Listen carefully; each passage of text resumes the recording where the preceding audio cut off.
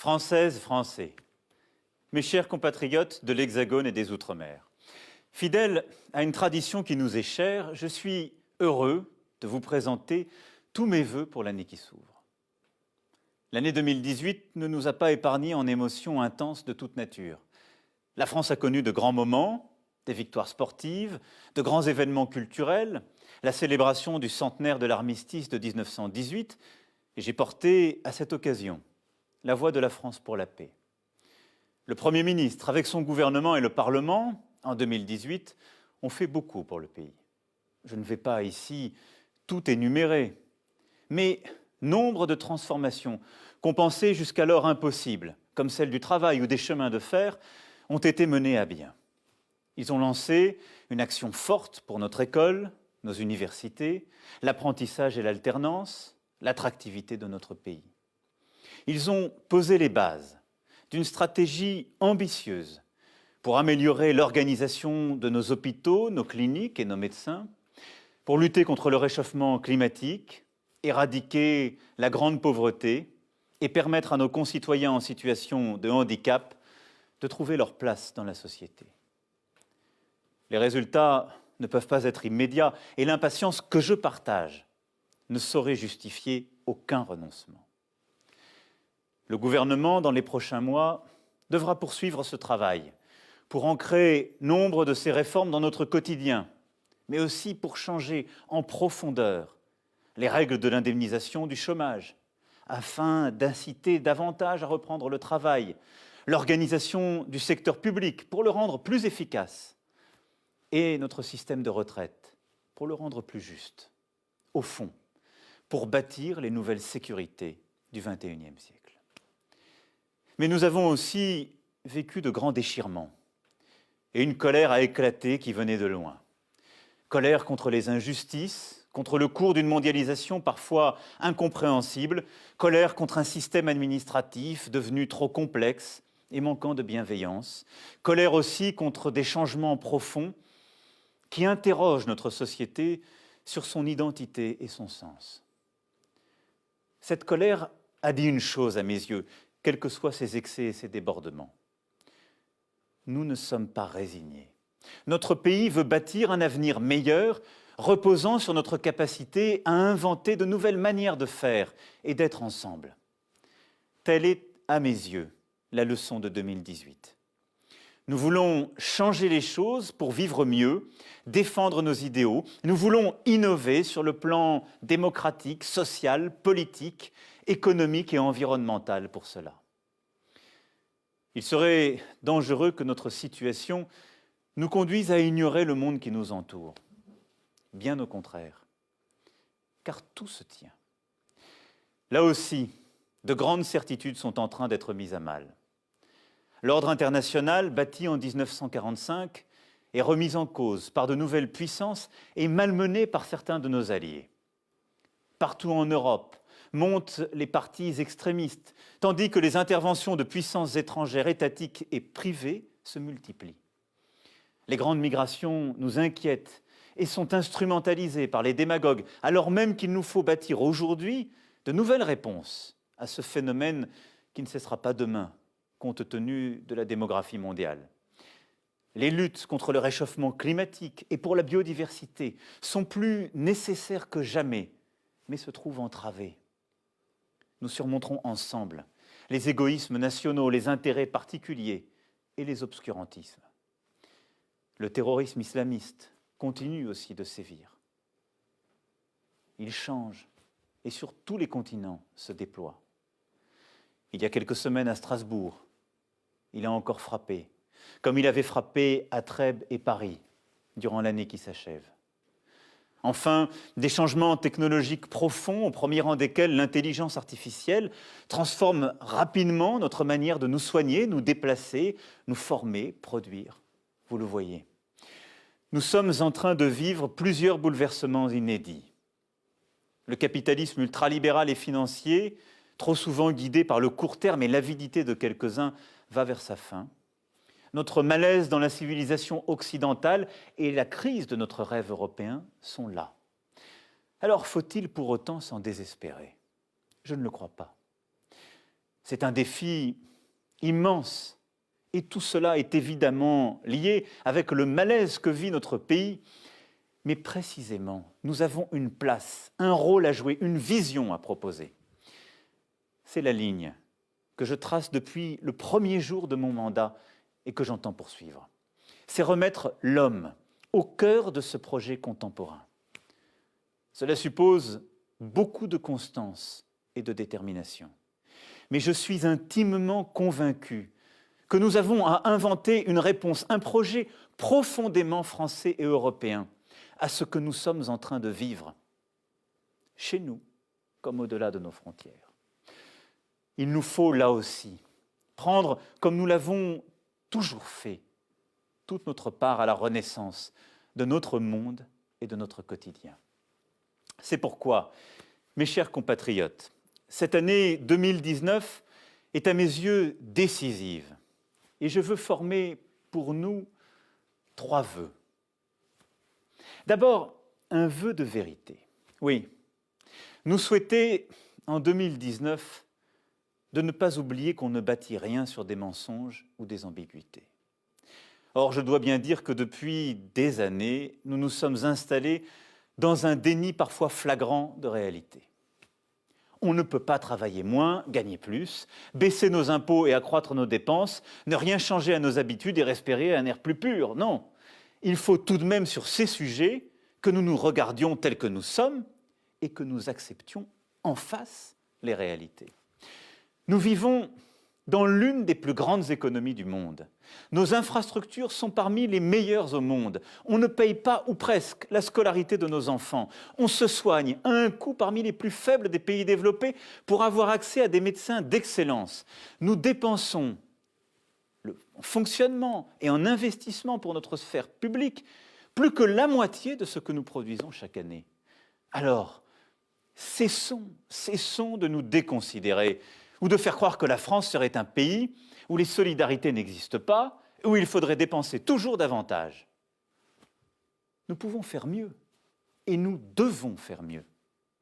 Nous assurer que nos services publics restent présents partout où nous en avons besoin, que les médecins s'installent où il en manque, dans certaines campagnes, ou dans des villes ou des quartiers où il n'y en a plus, qu'on puisse avoir le téléphone portable ou Internet partout où on vit et travaille, et surtout, qu'on puisse vivre en sécurité et tranquillité partout. J'y veillerai personnellement et chaque jour.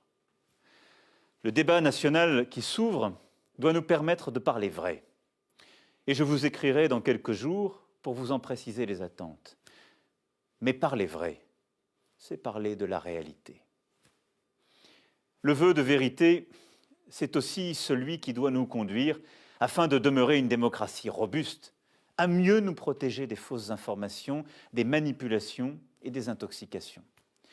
On peut débattre de tout, mais débattre du faux peut nous égarer, surtout lorsque c'est sous l'impulsion d'intérêts particuliers. À l'heure des réseaux sociaux, du culte de l'immédiateté et de l'image, du commentaire permanent, il est indispensable de rebâtir une confiance démocratique dans la vérité de l'information, reposant sur des règles de transparence et d'éthique.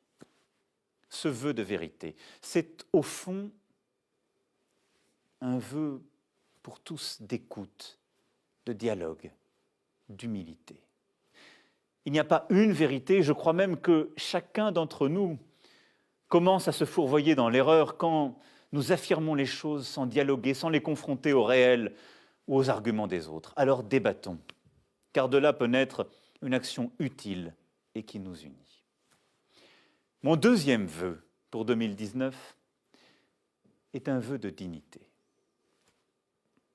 Je suis profondément convaincu que chaque citoyen est nécessaire pour le projet de la nation.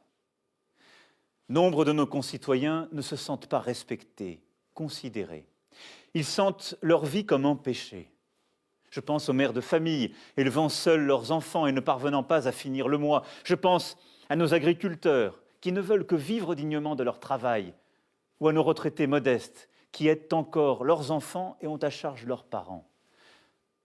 Nous avons commencé à leur apporter des réponses, et je sais leur impatience légitime, mais il faudra aller plus loin. Cela implique de permettre à chacun, quel que soit son quartier, quelle que soit sa famille, de pouvoir accéder à une meilleure éducation, grâce à celle-ci de pouvoir accéder à un travail pour construire sa vie et celle de sa famille. Cela suppose d'assurer à chacun les droits dans la société et attendre de lui les devoirs qui sont les siens. Cela, nous avons commencé de le rétablir, mais c'est notre responsabilité à tous. Et cela passe par le respect, le sens de l'effort et du travail. Cela suppose aussi de lutter contre les intérêts profonds qui parfois bloquent notre société et notre État, qui ne reconnaissent pas suffisamment le mérite ou qui enferment trop de nos concitoyens dans des cases. Notre dignité de citoyen exige que chacun se sente pleinement acteur de la vie de la nation, de ses grandes décisions, à travers ses représentants ou directement. Nous devons, grâce au débat qui a commencé, redonner toute sa vitalité à notre démocratie. J'aurai sur ce sujet des décisions à prendre, car d'évidence, nos institutions doivent continuer à évoluer. Mais la dignité, mes chers compatriotes, c'est aussi le respect de chacun. Et je dois le dire, j'ai vu ces derniers temps des choses impensables et entendu l'inacceptable. Nous ne vivons libres dans notre pays que parce que des générations qui nous ont précédés se sont battues pour ne subir ni le despotisme ni aucune tyrannie. Et cette liberté, elle requiert un ordre républicain. Elle exige le respect de chacun et de toutes les opinions. Que certains prennent pour prétexte de parler au nom du peuple, mais lequel, d'où, comment, et n'étant en fait que les porte-voix d'une foule haineuse, s'en prennent aux élus, aux forces de l'ordre, aux journalistes, aux juifs, aux étrangers, aux homosexuels. C'est tout simplement la négation de la France. Le peuple est souverain. Il s'exprime lors des élections. Il y choisit des représentants qui font la loi. Précisément parce que nous sommes un État de droit.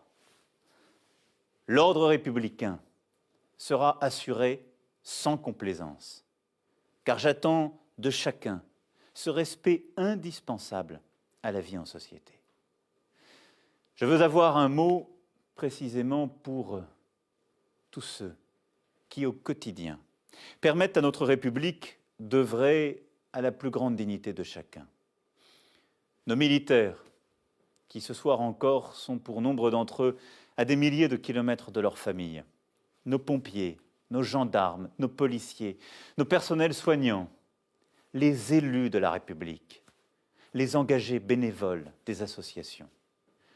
Tous ceux qui tissent le lien de la nation, œuvrent à la fraternité quotidienne et qui, ce soir, je le sais, sont aux côtés des plus vulnérables, des plus fragiles, auxquels je pense tout particulièrement. Enfin, je veux former un troisième et dernier vœu, un vœu d'espoir. Espoir en nous-mêmes comme peuple, espoir en notre avenir commun, espoir en notre Europe. Je crois que nous avons en nous une énergie salutaire si nous savons retrouver confiance en nous-mêmes et entre nous.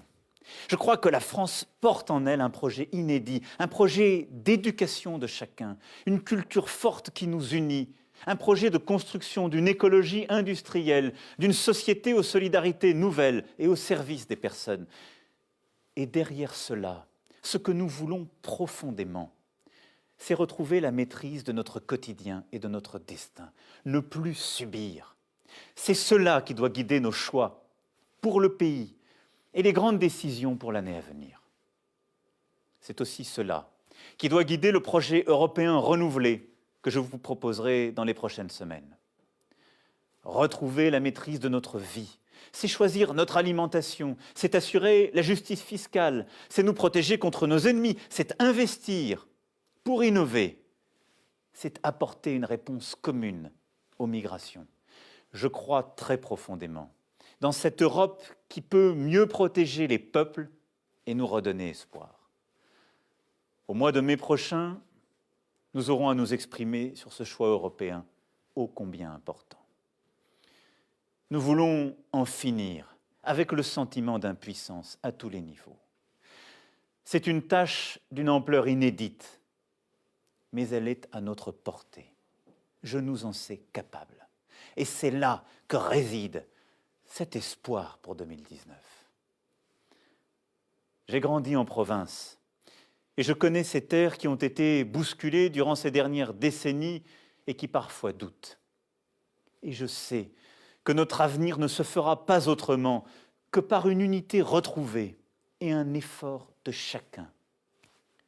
C'est ainsi que chaque citoyen retrouvera un peu de sens et un peu de maîtrise de sa vie en plus.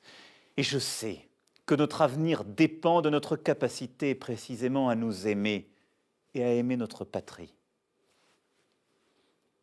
De tous les horizons, de toutes les générations, là est l'énergie de la France. Je suis au travail, fier de notre pays, fier de toutes les Françaises et de tous les Français, déterminé à mener tous les combats présents et à venir, parce que je crois en nous, je crois dans cet espoir français et européen que nous pouvons porter. Alors, mes chers compatriotes, je vous souhaite une belle année 2019. Vive la République et vive la France.